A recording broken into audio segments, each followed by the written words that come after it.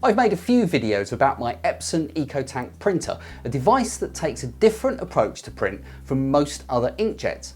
In this video, we're going to do something simple but important, and that's topping up the ink.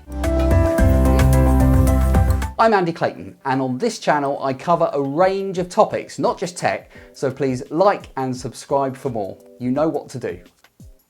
In 2016, I made a video unboxing and setting up an Epson EcoTank 4550 printer. There's a link to that video at the end of this one. I bought the printer with my own hard-earned cash, so my opinions are mine alone and not in any way influenced by Epson or anyone else. So, what's different about EcoTanks? Well, as the name suggests, rather than using cartridges, the EcoTank range have ink tanks built in. And the huge advantage of that is how long they last once you've poured in your ink. And boy, do they last. I bought my printer in June 2016. So at the time of recording, it's nearly 3 years since I put the first lot of ink in, and I haven't topped it up since. In actual fact, the ink I'll be using today came in that box. So I still have no idea of when I'll need to spend money buying ink. It's bonkers. Epson estimate 11,000 pages before you'll need to purchase ink. Now, clearly exactly how long or how many pages is going to be determined by how much you use the printer.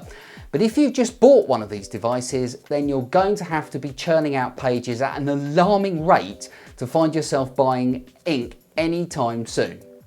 The cost per page is a fraction of the cost of a normal inkjet. However, the purchase price of the printer is higher than normal inkjet, so you need to seriously weigh up the pros and cons of buying a device like this if you want to go down this route.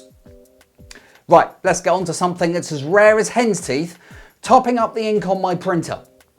It's quite possible that the lid on the ink tank has rooted itself into place because it hasn't been open for so long. But let's have a go. The first thing we need to do is to check the ink levels. You can see down the side of the printer that the amount of ink remaining in each tank is clearly visible.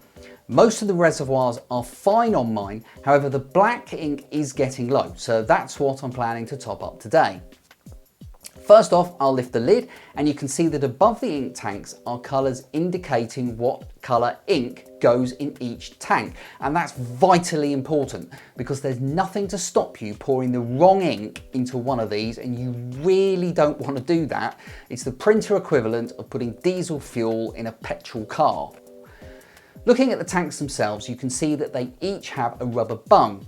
I'm going to open up the black K ink tank. You can see that the black ink bottle supplied by Epson is larger than the others, and that's because, as in my own case here, that's the tank you'll very likely use the most.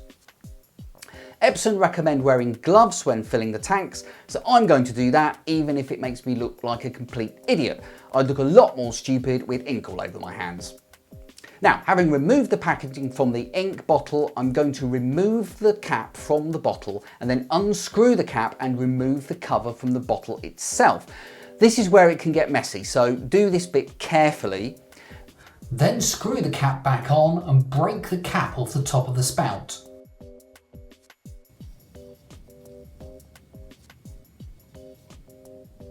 And pour the ink into the tank.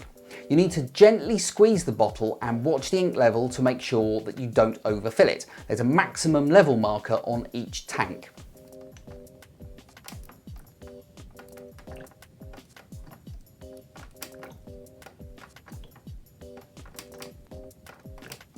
Then put the rubber bung back in place, close the lid, and that's it, job done. Back to printing thousands of pages before I need to think about wearing those attractive gloves again. If you're interested in the Epson EcoTank range, I'll have links to all my EcoTank videos shortly, including some waterproof tests. One of those is a complete dunk test. If you like this video, I'd be so grateful if you click the like button, and please remember to subscribe, as it really does make a difference and encourages me to make more content. Thanks so much for watching. I'm Andy Clayton. I'll catch you next time. Bye for now.